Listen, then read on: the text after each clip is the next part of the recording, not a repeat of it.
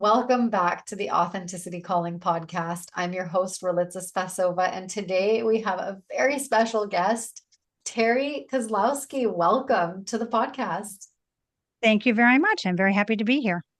Thank you for being here. And I would just love to hold some space to hear a little bit about your human doing and your human being. And, what is it that brought you to this space into this podcast? Yeah, I would love to know. And I'm sure our audience are super curious too. Authenticity calling really spoke to me because that is the journey that I have taken Mm, as a victim of childhood trauma mm, and understanding that I got stuck in the story that I kept retelling myself mm, about the trauma because that is what therapy tells you to do is let's go back and look at things. But the reality is there's you're to do that for a period of time so mhm, that you understand what happens, but for recovery and to move forward and to really go back and find your authentic self that you hid underneath the mask and armor and defense mechanisms that helped you through the trauma. mm, It's about remembering who you authentically are. mm, And we all come here to Earth School as an infant, but when we arrive, we know exactly who we are. We know exactly what our purpose is, which is to love and be loved. That's it. That is what the human experience is supposed to be about. yeah. But we come into our first unknown, which is our nuclear family. And that nuclear family, we hope, is going to be a loving, nurturing environment. But for a lot of us, it's not. For a lot of us, there is pain and trauma, and there is, even if there is no pain and trauma, we all have those strange relationships because our parents and our grandparents came in and they had their pain and trauma that maybe they never dealt with. That's So we right. have these generational things that we have to deal with. And I had a lot of that. I Mm, have the generational, I'm Native American. So my mother was removed from her environment and told to be what she called a white girl mm, and lost her identity. mm, And when she lost her identity, she was never able to recover from that. And she turned to drugs and alcohol. And because of her trauma, she never healed from it. And then, of course, she had two daughters, and that got passed down to us in different ways. So it's all about understanding that despite whatever happened to us as children, despite whatever happened to us along our life's journey, we are called to be authentic. We are meant to find who we truly are and remove the masks and armor so that we can truly connect with one another, because that's the only way we can give and receive the love that we're supposed to have in this world. mm. Thank you, Terri, so much for sharing, for being so open and vulnerable to share your own journey, but also, the impact that that's had on you and everything that you're carrying. And, it's interesting. I just came off a conversation that I had a conversation with a visionary, and she was saying that, a lot of us, we carry this burden, sort of our mission, our life's mission, our life's work. And a lot of that is wrapped up in, the ancestral trauma, all of the things that have come from those past experiences, those very inhumane ways of our ancestors treating each other. And we're actually in now a very conscious space of being able to take that on. And so Mm-hmm. I really appreciate that you've been able to take, your spiritual coming into this world and sort of that forgetting of who we are, by, because we start to carry these burdens of our ancestors through, how we're told what to do and how to do it, and shamed for being uniquely ourselves and blamed for how it's being received in the world. And so Mm-hmm. we are the alchemists of our time to really take all of that and from a burden, really transform it into this like sacred honoring of our path of Mm-hmm. how do we take all of this like horrible stuff that's happening and that's been happening for generations, and how do we actually turn it into our greatest gift for exactly what you said, for love, for connection, for, compassion, instead of coming with weapons and guards, to really be able to kind of look aside and feel that vulnerability and feel each other's hearts, and really just drop the guards and the weapons, and give each other a hug and ask, like, how can we make this right? How can we come together? And I think it is first and foremost in ourselves, right? And honoring our history, and honoring where we came from, and owning our authenticity. At first glance, might not know, where you came from, and how you're coming in, and what you're being called to transform. But it is such a heavy burden, and you carry it so beautifully and so lightly. And so I know we just met, and Yeah. I don't Well, even know half of it. a long time ago, when I started really in my 40s, I really had massive growth and really looking at what was the purpose for my trauma. There had to have been a purpose for it. Yes. And if we decide that our life is meant for more than pain and suffering, which it is, because no life is meant to be lived from a pain and suffering standpoint. But when we look at small children, they're full of love. There is no hate, there is no malice, they don't see gender, they don't see shades of color, they don't see race, they see the soul of another person. And I truly believe that under the age of 7, that's what children see. Yeah. And children love animals, children love people. And when they have an angst about somebody, there's a reason. They may never have met that person before, but they're seeing their soul because they are closer to God, closer to spirit than anybody else on the planet are those children. And we're the ones as parents that put upon them all this societal angst. Be good boys and girls. And what is good? What is that definition that we think is good? Well, it's really, we want them to behave, and it's so that we don't look bad.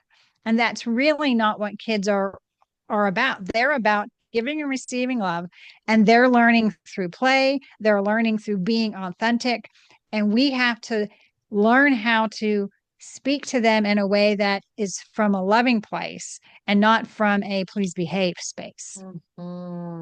Absolutely. Oh, that is so, so beautiful. So well said. Everything that you shared is like, yes, yes, yes, yes.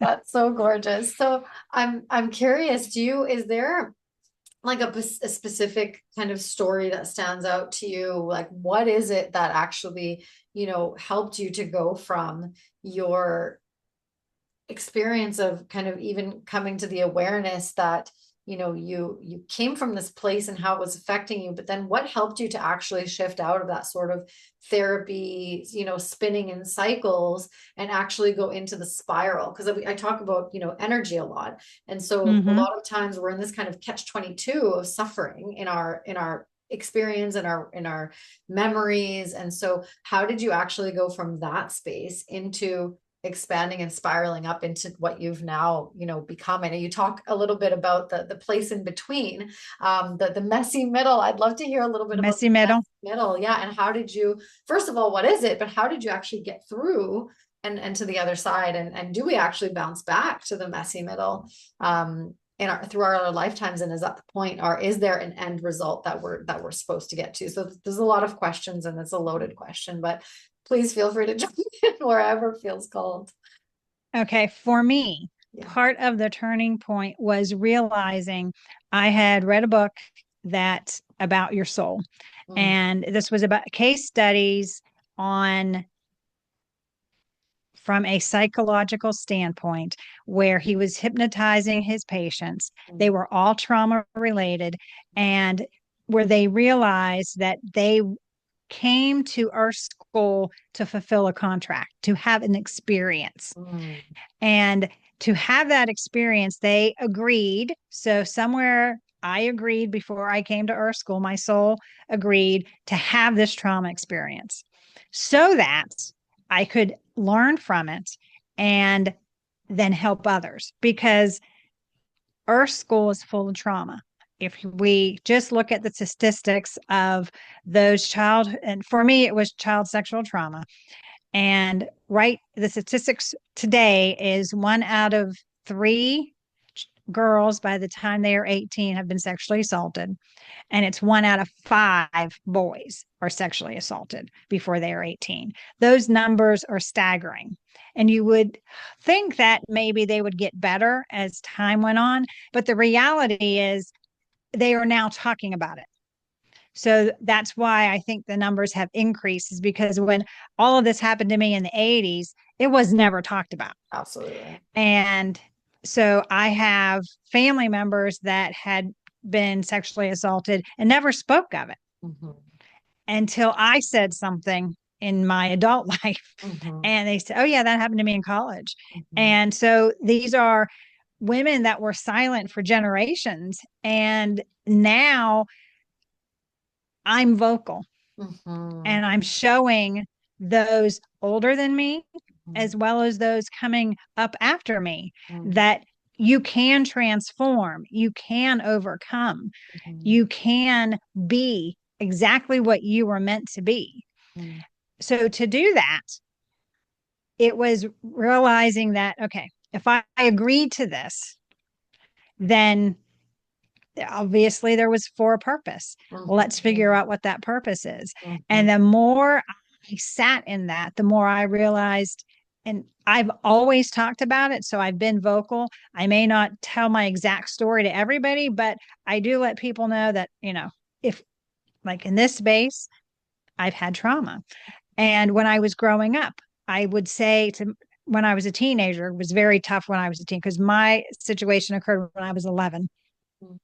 And so as a teenager, I didn't like being touched. Don't come up behind me and scare me, all that kind of stuff. It was so I would warn people, don't do that, because, I may react poorly.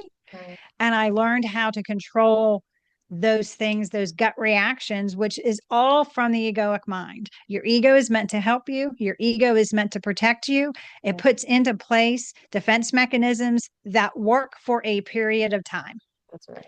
That's the problem, is that they worked for me until I got older, and then they harmed me. Because, for example, my predators were 3 Hispanic men. And so when I would see Hispanic men, I got terrified, which is completely understandable. And my ego is doing exactly what it says. Hey, watch out. And that's what it's supposed to do. So most of all of us have very healthy egos that go into providing us those trigger warnings to watch out for things. The problem is, I ended up working in a company that is owned by Hispanics and is full of Hispanics. So I'm surrounded by them. It's always interesting how the universe puts us in exactly where we need to be. And the universe is so good at giving us opportunities to be so triggered when we're ready to work it, right? Yes.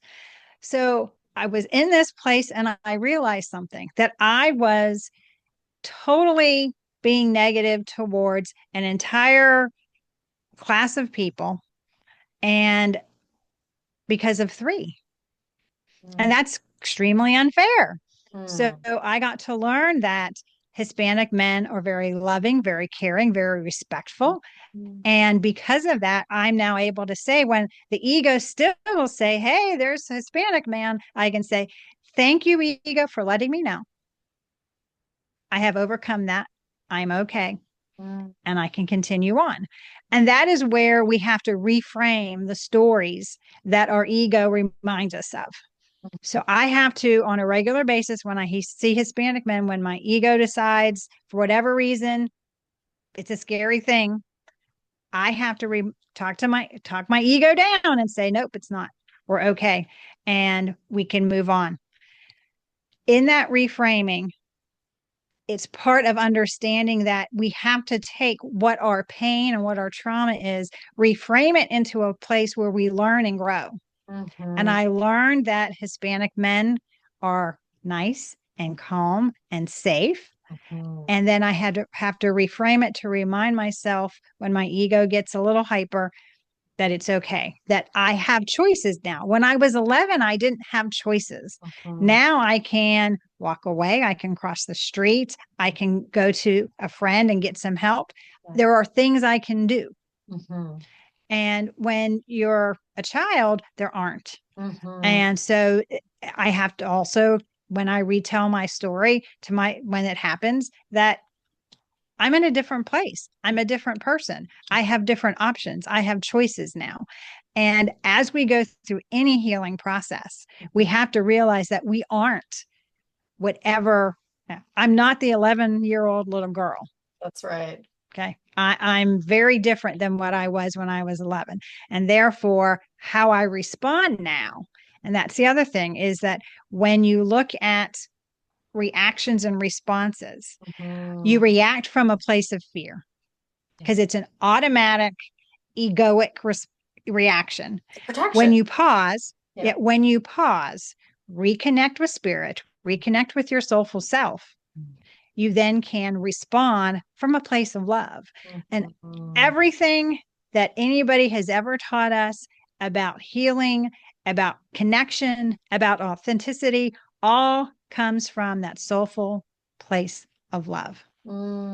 That We can't moment of connect. pause. Yeah. We can't connect without love. We can't grow without love. We can't have peace without love. Mm-hmm. And so, if we're going to transform our fear, we have to use that alchemy, transform it into that loving place because we know that love heals everything. And love is what will change everything about our lives when we start responding from a place of love instead of reacting from a place of fear. I love that. Thank you so much for sharing that. And what comes through right away is I talk about this a lot and it doesn't make a lot of sense in the English language, but the come from matters so much. And people are like, what are you talking about? It's that what you just shared is, are you coming from a place of fear and reactivity? And, the ego's such an honorable, such a beautiful intention. The deeper desire of our ego is always to protect us. If we really Mm-hmm. sit down and ask ourselves, what is coming up for you? What is the value? What is this response? What is its deeper desire? Not what is its automatic reaction, which is pretty immature, but what is actually the deeper desire and how can we honor that, right? How can we move Mm-hmm. forward to honor that deeper desire? And I love that you spoke of the value and the importance and, the gift in having a healthy relationship with our ego and slowing down to check in and holding that space to do that. You even called it alchemy, and I love that because a lot of times I get that feedback around being like buzzwords, right? And what does alchemy really truly mean? It's just transformation. It's really just Correct. it's self mastery of slowing down to say, okay, there's a trigger happening.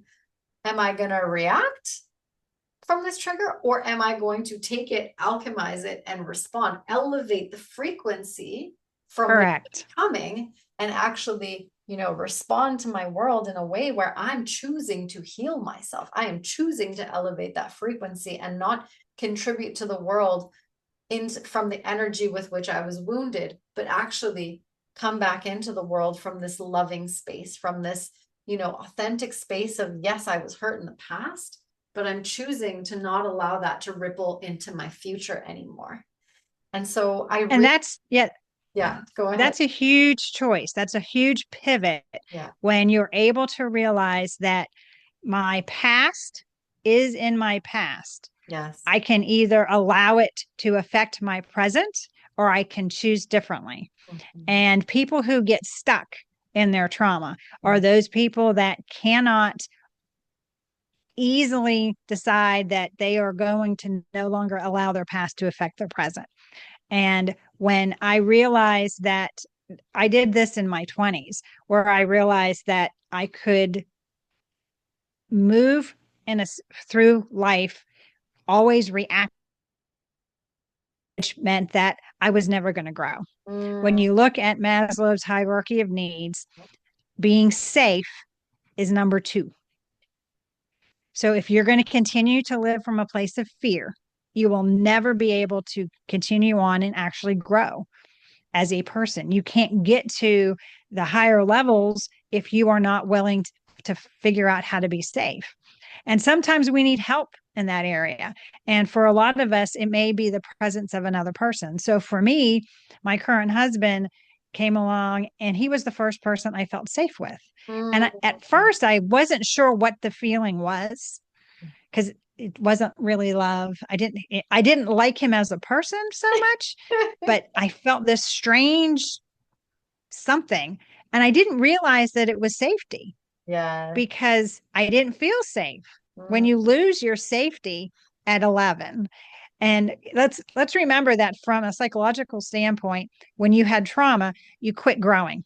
mm, Okay. There is a part of you that stays, I stayed 11 mm. until I overcame and then went to Terri 2.0 and 3.0. I believe that every 10 years you should be on your next, in your 20s, you should be on 2.0. In your 30s, you should be on 3.0. And that when you have those bigger birthdays, that you need to really look at the mindset shift. I'm no longer 20. I'm 30. I now have responsibilities. I now have children, whatever it is that, or my career is really my focus and I'm taking my career to the next level. Whatever those things are, you need to upgrade your software. You Mm. can't continue to run on what I was running on, which was, 1.0. Yeah. And 1.0 is that I never really got to teenage years. I skipped all that. I went from being 11 and my dad said this occurred and then I turned 30. Like I Wow. missed, I came when, so went to New Mexico to visit my mother and the trauma occurred there. When I came back to my dad, um, after the trauma, he said, I came back as a 30-year-old. Like he didn't, his little girl was gone.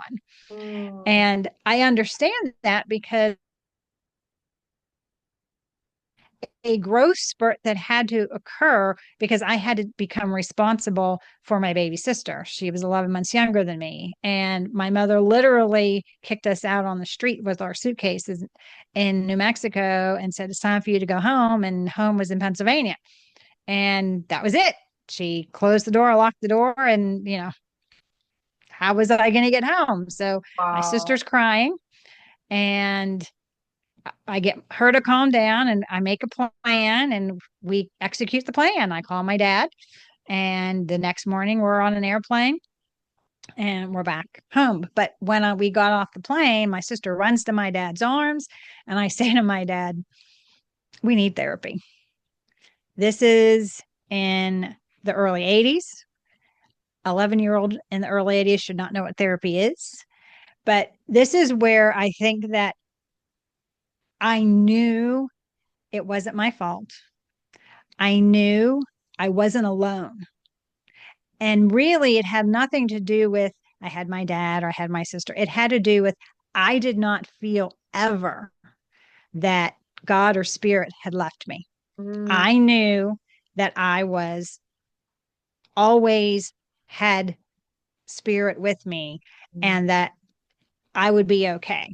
Didn't know how I was going to be okay. And mm, then I spent the next 5 years arguing with God.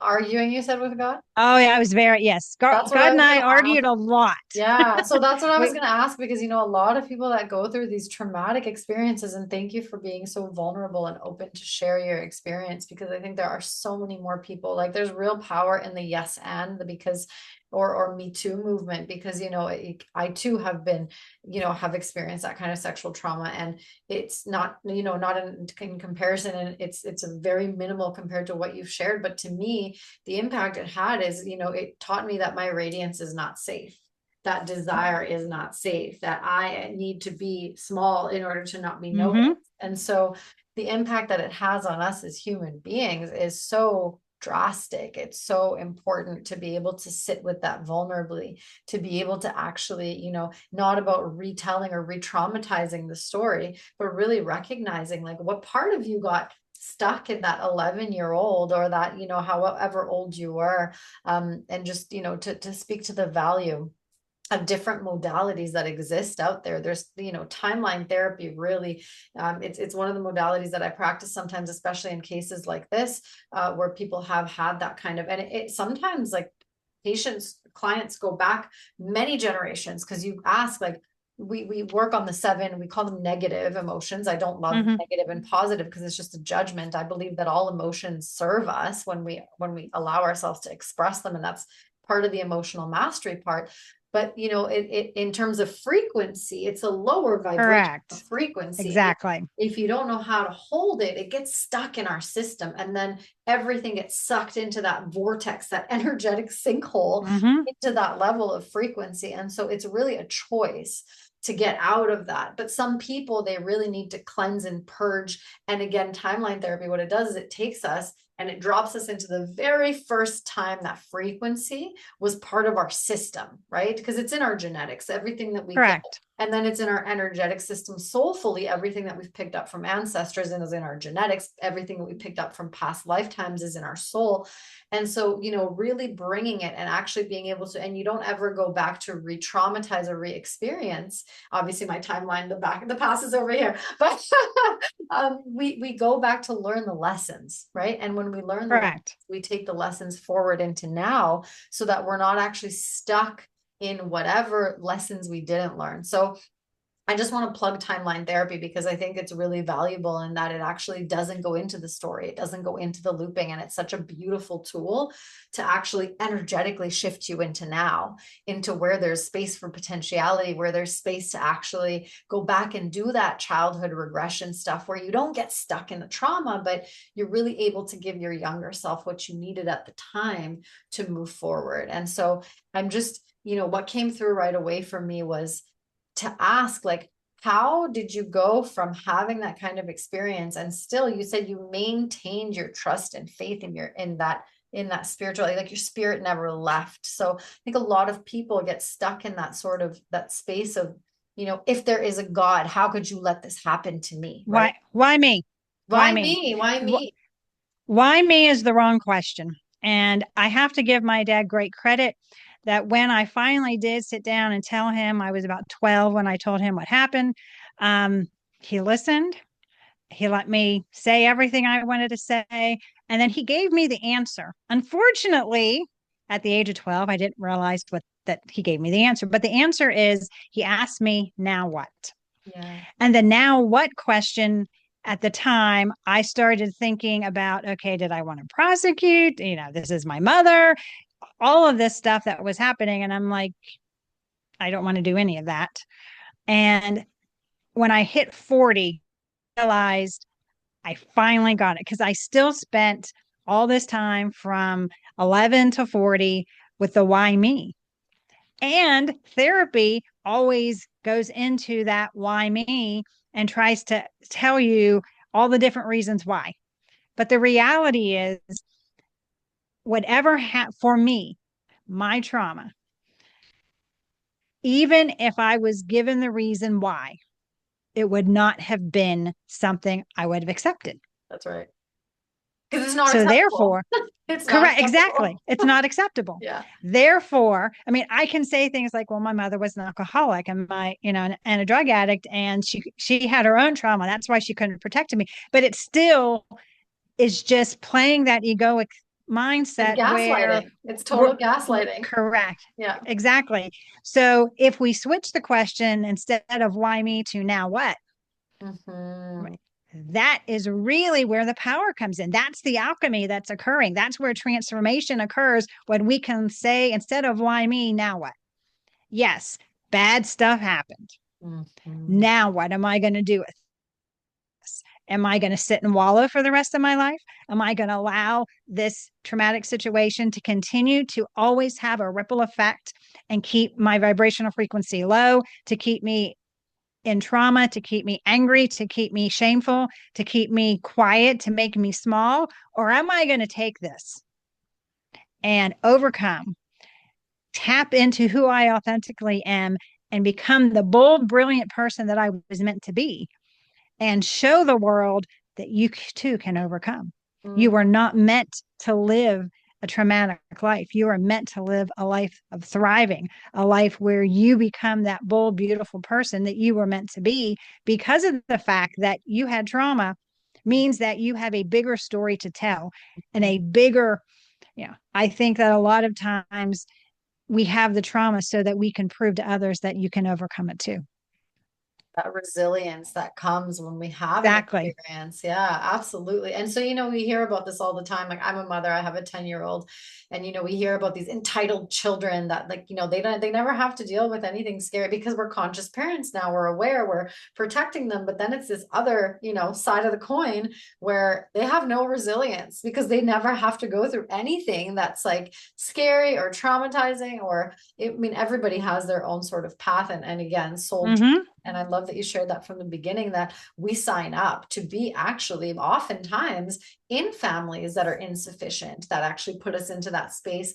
And it's almost like having and holding on to, and we're not taught this because our system of education was actually, from the traditional sense of growing up, and you can speak to this obviously much better than I can, but from what I've learned from going into Indigenous communities and doing that learning and unlearning is, there's the child and the mother are in the middle, and then there's community that surrounds them, and then there's, the two-spirited, and then the fathers and the men on the outside, and then the elders to protect and wisdom and knowledge keep. But all of that is pouring into, but then the little person in the middle is actually the wisest one there. And it's because of that connection is always listened to, is always elevated, is always brought in. And so they're constantly learning their value and being, elevated. And it's just such a beautiful way of, being in community, because you're always seen and elevated. So, and we put, into this sort of like sit down, be quiet, do as you're told, this very linear, very cut off from source system, because it doesn't Mm-hmm. offer creativity or curiosity or, that radiant energy that kids have to run around and be playful and have fun and discover through curiosity and, that discovery learning. And so it's just, I think sometimes too, our society forgets how much we've systematized. We're no longer in that industrial era, right? Mm-hmm. And so our systems are starting to catch up. And there's even this like overdiagnosis of ADHD. Like, it has nothing to do with a disease or disorder. It's literally just we're more online to receiving information in energy rather than, the way that we were taught to receive information. So we need new skills of how to manage it. Or Mm-hmm. there was a conversation around kids with autism that we label them as autistic, like they're out of touch with reality, but truly they're just resonating at a totally different frequency Correct. and they don't feel scarcity. Like they literally are out of tune with, suffering. They're out of tune with the lowest frequency of shame. They don't have Mm-hmm. that. So they don't see it. It's like, if you're still resonating at those frequencies, they're not in touch, and that's such a beautiful thing. So yeah, I just, the story or the old adage of like, weak men create difficult times, and difficult times create strong men, and strong men Mm-hmm. create easy times, which create weak men. So it's like, It's this, very secular. Yeah. yeah, yeah, And one of the, let's talk about shame yeah. because people get caught in shame. And I have a very, I don't know if it's unique, but I look at shame very differently. Mm, I believe that shame is something that's put upon you by others. And mm-hmm. the reason I say that is so the people that traumatized me said, shh, don't Yes. tell anybody. It's a Mm-hmm. secret. And as long as I kept that secret, I perpetuated that shame and that trauma. And when I told the secret, I released it and I Mm, released the shame. mm, So once I spoke my truth, the shame dissipated. mm-hmm. Now, there's a difference between shame and guilt. Guilt is an internal soulful reaction to us doing something wrong that we know we did wrong. Right. So guilt is a positive aspect of us letting us know, hey, we could have done better. Mm, Shame, if you're feeling shame, that's almost always put upon you by somebody else. And you have to look at why you're feeling that way. And mm. most likely is that you're holding on to a secret that somebody else told you instead of speaking your truth. I love that reframing of shame because, again, it allows us to take personal responsibility for what's ours, but have the discernment to recognize that some things are actually not ours. And someone has Correct. put that onto us, and we have actually taken it and made it our own, but it's a Mhm. choice to say, well, wait a second, that's actually not true. It is that other dynamic of narcissism of like, and again, the perpetrator wants you to be trapped in that feeling of now it's Exactly. yours, now you have to hold it. And the freedom comes from that, as you said, that transparency, that vulnerability, that removing, that giving that back and saying, Mhm. this isn't mine, actually. Absolutely. So beautiful. That in and of itself, I think is so healing. If you're listening and if you're touched by this, I would invite you to pause and just sit with the emotion that's moving through, sit with the energy that actually just wants to be seen and heard and felt. And this is part of that emotional mastery, is slowing down, because there's so many things we've talked about in this podcast, and just taking that real moment to pause and feel and give yourself an opportunity to see where in your life you're still carrying that shame, and give it back.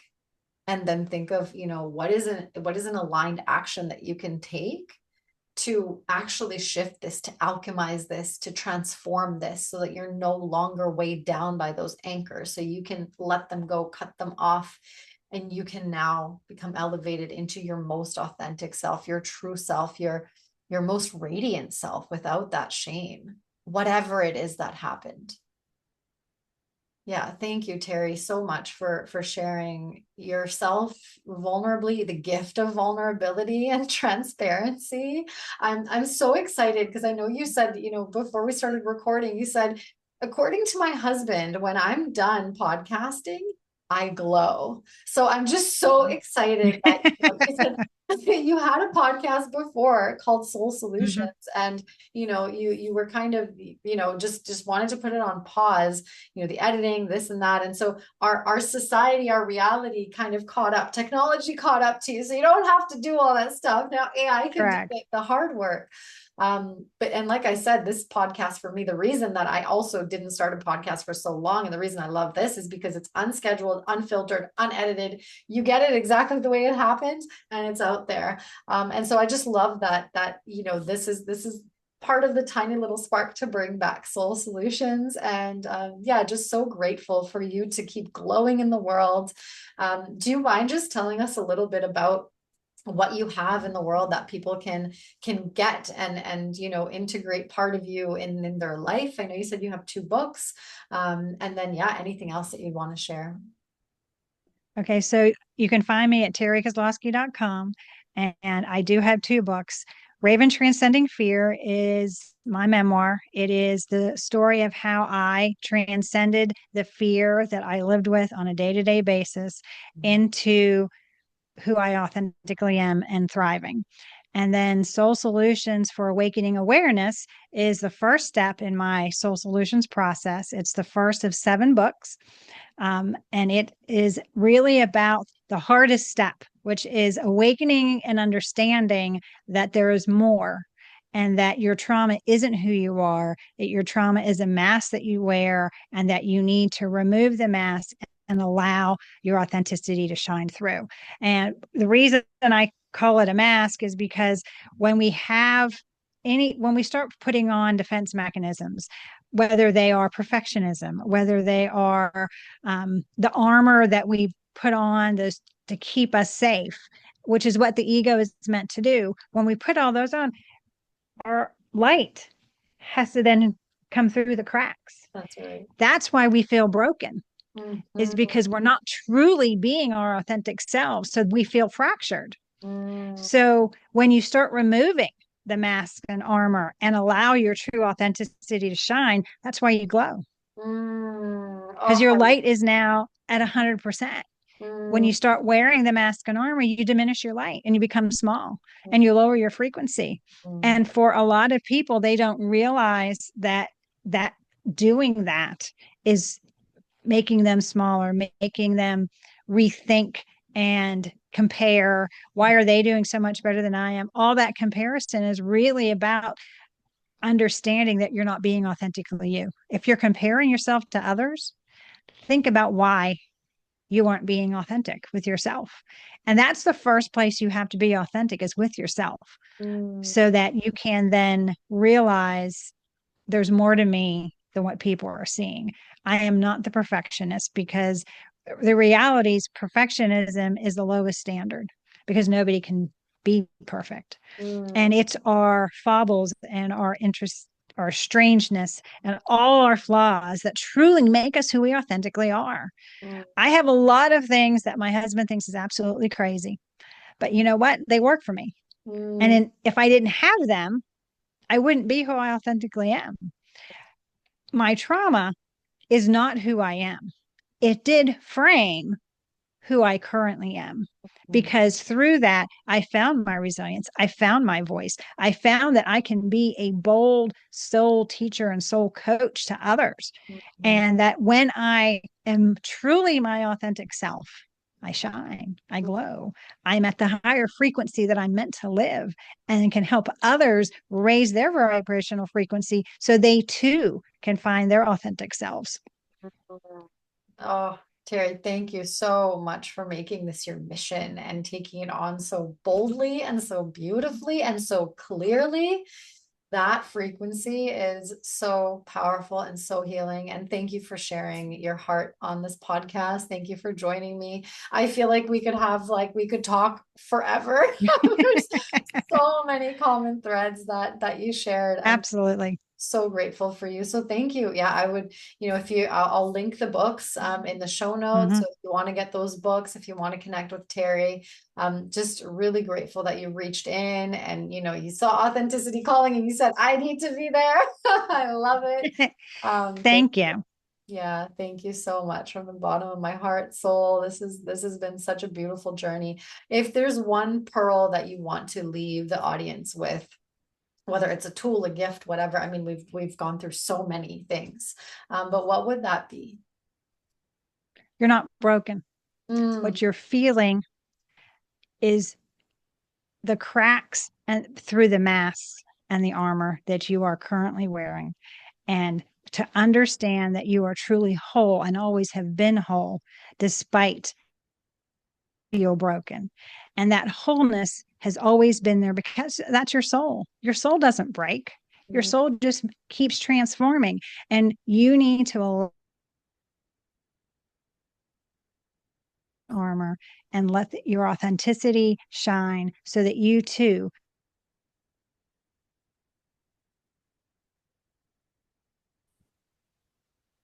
Terry, you cut out just at the very end there. You need to let your authenticity shine. So, So that you too can help others in your own unique way. thank you. So, so beautiful. Such a beautiful message. You are not broken. I am not broken. We've all had our life experiences, and they're actually meant to catalyze the greatest gifts that we have to pour into this world. Terry, thank you for being such a gorgeous, beautiful, glowing light and being so willing to work your things and let life show you. Thank you for being Thank you very fun. much. It was a Forward. pleasure. I look forward to listening to Soul Solutions and learning from that. Thank you. Thank you, Terry. Have a beautiful, beautiful time. You too.